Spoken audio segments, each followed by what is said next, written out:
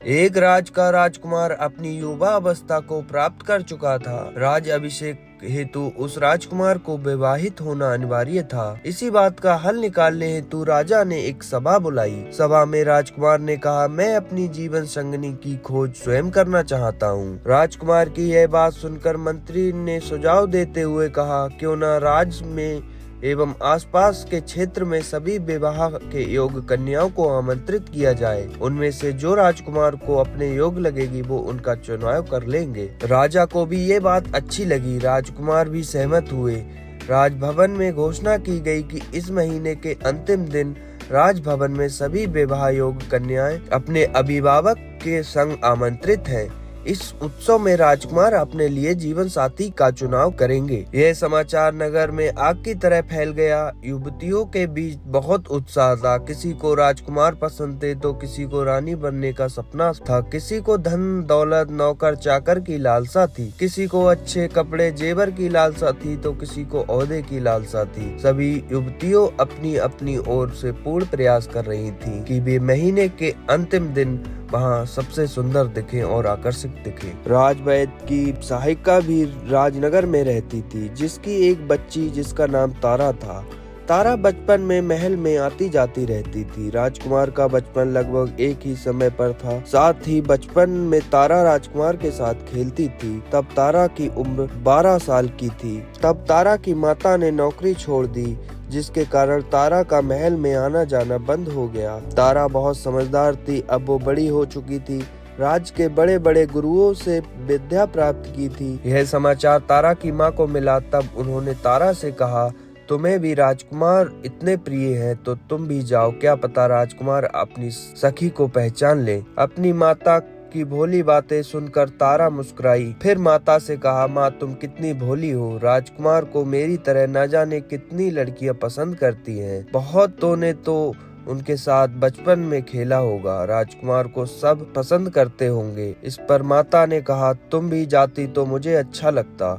माता की बातें सुन तारा ने कहा, वैसे तो वहाँ जाने का कोई फायदा नहीं है, परंतु फिर भी मेरी माता की इच्छा है तो मैं अवश्य जाऊंगी।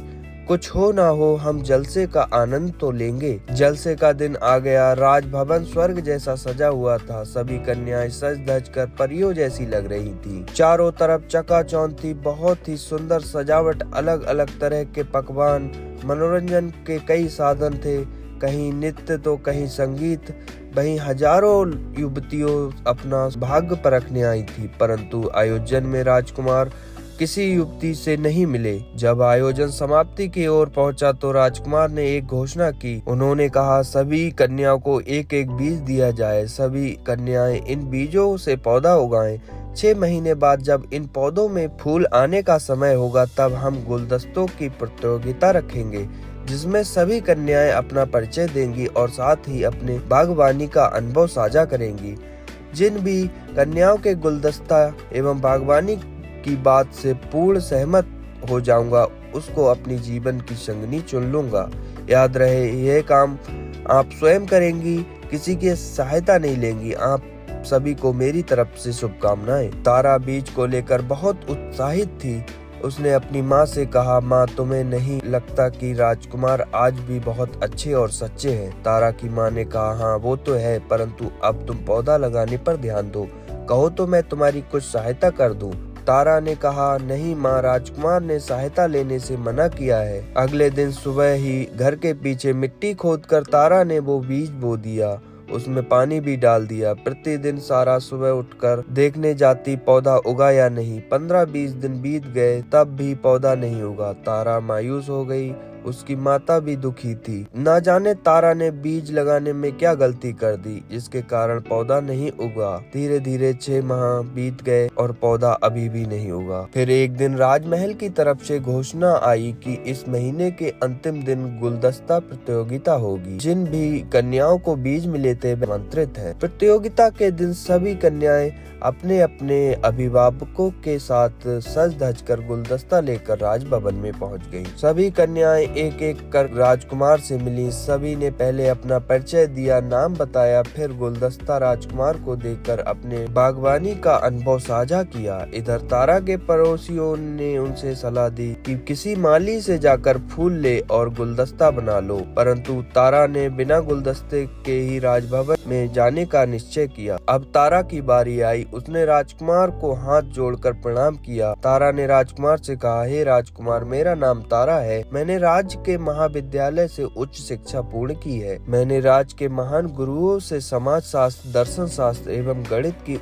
उत्तम ज्ञान प्राप्त किया है, परंतु मुझे खेती और बागवानी का कोई ज्ञान नहीं है। इस कारण मेरे अत्यंत प्रयास करने के बाद भी इस पौधे को उगाने में असफल रही। मैं आपके लिए गुलदस्ता नहीं बना सकी, इसके लिए मुझे क्षमा करें। राजकुमार ने तारा की बात सुनकर तारा से पूछा, फिर आप यहाँ क्यों आई हैं? तारा ने कहा, आपने बीज दिलाए थे, उस बीज का क्या हुआ? मैं इसके लिए उत्तरदायी हूँ, इसलिए मैं यहाँ उपस्थित। तारा और उसकी माता जानते थे कि वह प्रतियोगिता से बाहर है और तारा अपनी माता को राजभवन की सैर करा रही और अच्छा व्यंजन चख रही थी। तब उत्सव का अंतिम पड़ाव आ पहुंचा। राजकुमार अपनी जीवन संगिनी के नाम की घोषणा करने मंच पर आए। सब बहुत उत्साहित होकर प्रतीक्षा कर रहे थे। राजकुमार ने कहा, मैं जिस कन्या को अपनी जीवन संगिनी के रूप में देख रहा हूँ वह है तारा। अपना नाम सुन तारा को विश्वास नहीं हो रहा था। राजकुमार ने उन्हें अपने जीवन की संगिनी के रूप में चुना है।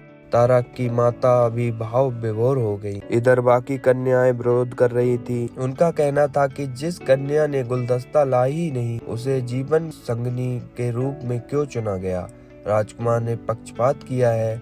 जितने मुंह उतनी बातें होने लगी। इन सब से राजा क्रोधित हो गए एवं राजकुमार से सत्य जानना चाहा। तब राजकुमार ने राजा के साथ साथ प्रजा को संबोधित करते हुए कहा, तारा को चुनने का कारण उसकी ईमानदारी है। आप सबको बांझ बीज दिए गए थे जो कभी नहीं उगते, फिर भी सभी अपने गुलदस्ते के साथ पहुंची, जबकि तारा ने यह स्वीकार किया कि उसके बहुत प्रयास करने के बाद भी पौधा नहीं उगा। मुझे अपने जीवन में एक ईमानदार जीवन साथी की आवश्यकता थी, जो मैंने तारा को प्राप्त कर पूर्ण कर ली है। ईमानदारी का कार्य दिखने और सुनने में कठिन लगता है एवं होता भी है, परंतु ईमानदारी के वृक्ष पर लगे फल सदैव मीठे होते हैं एवं आत्मा को संतुष्ट करते हैं।